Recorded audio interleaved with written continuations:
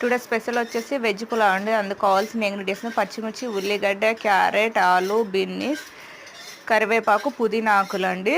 తర్వాత మన ఇంట్లో ఉన్న మసాలా దినుసులు కొద్దిగా వేసుకోవాలండి. కస్తూరి మెంతి అయితే వేసుకోవాలండి. తర్వాత ఒకరోజు ముందు నానబెట్టుకున్న బఠానీ గింజలు అండి. స్టవ్ పైన కడాయి పెట్టేసి అందులో 2 స్పూన్ల ఆయిల్, 1 స్పూన్ నెయ్యిని వేసుకోవాలండి. ఆయిల్ వేడైన తర్వాత ఎండుమిర్చి వేసి తర్వాత మనం తయారీలో ఉంచుకున్న మసాలా దినుసులన్నీ వేసుకోవాలండి. తర్వాత పచ్చిమిర్చి, బిన్నీస్ వేసి వేగనియాలండి. వేగిన తర్వాత 2 బిర్యానీ ఆకులు, కరివేపాకు, పుదీనా వేసి బాగా కలుపుకోవాలండి. తర్వాత అవన్నీ వేగిన తర్వాత క్యారెట్, ఆలు, ఉల్లిగడ్డలు అయితే వేసుకోవాలండి.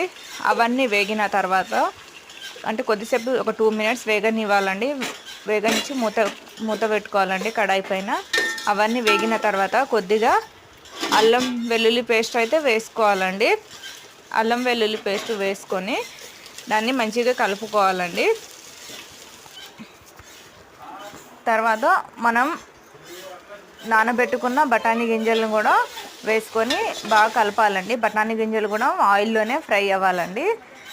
ఫ్రై అయిన తర్వాత ఫ్రై అయిన తర్వాత మ్యాజిక్ మసాలాను అయితే కొద్దిగా అయితే 1 స్పూన్ అంతా అయితే వేసుకోవాలండి. అది వేసుకుంటే ఏమవుతుందంటే టేస్ట్ అండ్ స్మెల్ అనేది చాలా బాగుంటుందండి.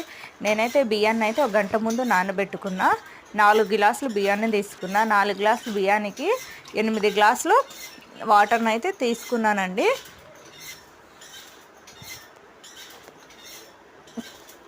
నీళ్ళైతే ఉడికిన తర్వాత అందులో నేను నానబెట్టుకున్న బియ్యాన్ని వేసుకున్నానండి. వేసుకొని 2 మినిట్స్ అయితే ఉడకనిచ్చి తర్వాత టేస్ట్కి సరిపడా సాల్ట్ వేసుకున్నానండి. టేస్ట్కి సరిపడా సాల్ట్ అయితే వేసుకోవాలండి. సాల్ట్ వేసుకున్న తర్వాత అన్నం అయితే చూడండి ఉడికిన తర్వాత కొద్దిగా కొత్తిమీర పైనుండి చల్లుకొని 10 మినిట్స్ స్టవ్ ఆఫ్ చేసి 10 మినిట్స్ తర్వాత సర్వ్ చేసుకోండి.